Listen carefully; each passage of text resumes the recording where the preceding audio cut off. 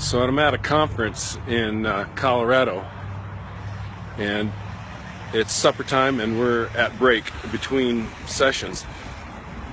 I just posted some notes which were excellent from Paul Martini. I wanted to capture this next step in drawing near to God. The series Walking with God, walking intimately daily with God. The first step is draw near. And you can look at the previous two installments. This is the third installment of that first drawing near. Years ago,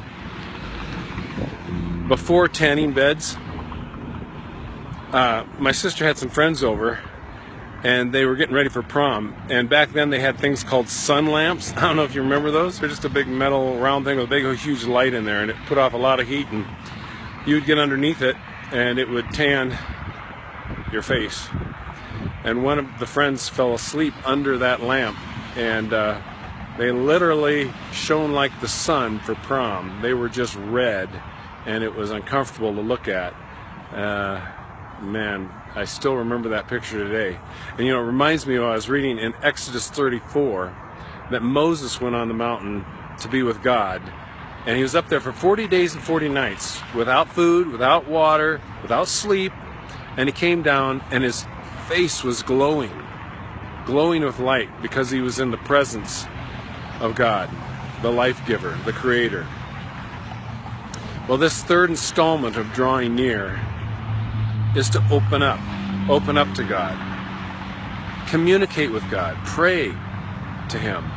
Now, prayer or communications is a two-way street. It's talking and receiving, talking and listening. And so we're going to talk about listening next time as we get into the next step. But right now I just want to talk about you opening up to God.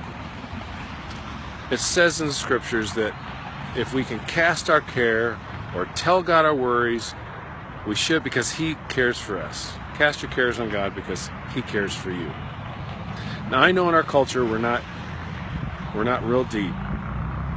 Life is not lived at a deep level. We like entertainment, we like comedy, we like, I guess because there's so much stress, worry, there's so much pain that we bear, so much private pain, whether it's physical, emotional, or relational. And if we try and figure that all out on our own, if we try and figure that out by ourselves, we're gonna get into a huge mess.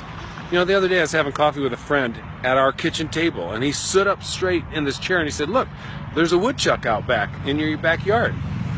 Well, I turned around and I know what that means. I got to go get him, because he's going to burrow into our foundation of our outbuildings and possibly get to the house. And if they have more woodchucks come, it just makes a mess. If you try and figure out life without talking to God, you're going to be like that woodchuck. You're going to burrow in and really ruin the foundation of your life. So I want to encourage you in drawing near to God. It's your move. You need to make room for Him, read His Word. That's where you're going to get fed from. Feed on His Word. But this third one then is open up. Tell Him what's going on inside. Open up your heart. Tell Him your worries. Tell Him you're screwing up. You probably are. At least I do. Oh, could have had a V8. I'm just saying, talk to God. And He will care for you. And He'll give you guidance and instructions and help you fix things. Most people think He's just a mean God, but He's really, really loving.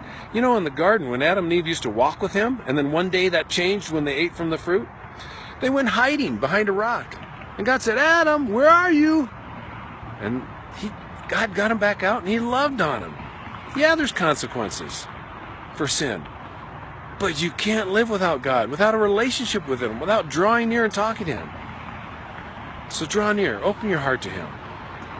When I come back next Monday, we're going to talk about how to listen and hear God's voice.